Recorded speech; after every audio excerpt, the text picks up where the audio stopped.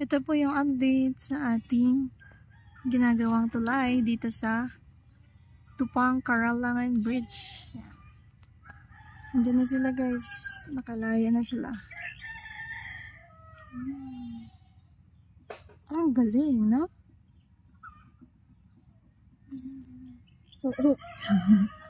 Dati batuhan yun guys.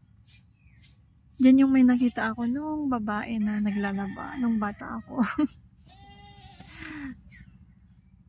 Tapos natignan nila ulit, wala naman. Sabi ko, ay may naglalaba doon. Oh, sabi ko dun sa mga uncle ko. Tapos nang tignan nila, wala naman. May bangka din doon. Sino yung kwento ng ano? Kasi nung bata kami, yan, nagmamangka kami dyan, papunta doon sa may bukid. Sama-sama kami kay Lola noon, at saka si Lola.